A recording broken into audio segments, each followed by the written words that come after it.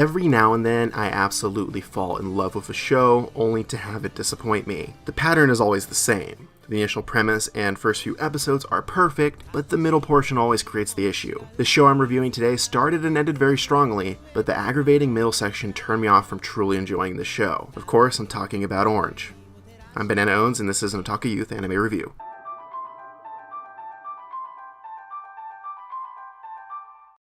Orange stars Naho, a high school student who receives a mysterious letter from her future self. The future Naho asks her to prevent the biggest regret of her life, which has everything to do with a new transfer student named Kakeru. Early on, Naho learns that in the future, Kakeru is dead. Due to his mother's death, Kakeru spirals into depression and ends up committing suicide in the same year in which he was enrolled at the school. Naho is forced to overcome her own character deficiencies in order to prevent Kakeru from killing himself. This initial setup is phenomenal. It becomes apparent quite early on that the story will have an emotional punch to it. The story is about suicide, depression, and feeling responsible for the death of a loved one. It's quite serious in nature, and dealing with such a difficult topic made the show a powerhouse in the first few episodes, but it loses its way during the middle. This is due to a weakening story and Naho's character. Before getting into my gripes, the rest of the main cast is great. Naho's group of friends feels absolutely genuine with how much they love and respect each other. Some people have criticized Kakeru's character, but I find this does not really hold a lot of legitimate criticism. Kakeru is depressed and he acts out at times. He's at the point where he's depressed enough to be suicidal, so his acting out is completely appropriate in terms of the story. Suwa is also a delight. He is the nicest and most sacrificial anime character in existence. He goes out of his way to help his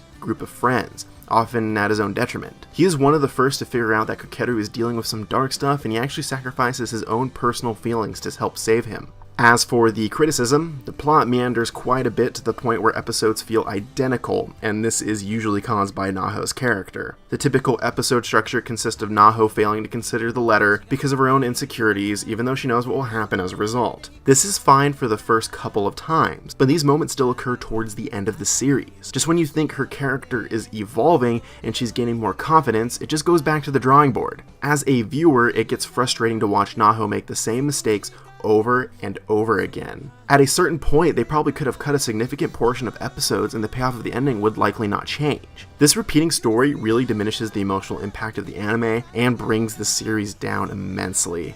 Initially, the series starts off with gorgeous animation. The backgrounds are highly detailed and carry a bright aesthetic. This initial bright aesthetic is an excellent contradiction to the serious tone of the series. Much like Kakeru, everything looks fine on the surface, but there are issues within. The first few episodes possess a high detail of animation, which creates an issue that is highly similar to the issue of the main story. The animation quality drops down significantly during the middle of the series. There are plenty of noticeable moments with awful animation quality, similar to that of the infamous Dragon Ball Super screenshots that went viral a while back. Again, it's unfortunate because the series started off very well, but degraded in the middle. However, I had no problems with the animation in the last couple episodes though. As for the sound design, everything is just generic. The music carries the typical dramatic and hopeful tones that the audience would expect given the subject matter. Similarly, I found the voice acting to be average, with some scenes standing out immensely. The actors do pull off the more emotional scenes to perfection, but these scenes do not compose a large chunk of the overall series. I will say that Suwa's voice actor perfectly captured his character's caring personality, and it was the best performance of the series to me. Overall, much like the story, the animation and sound possess problems that held the series back.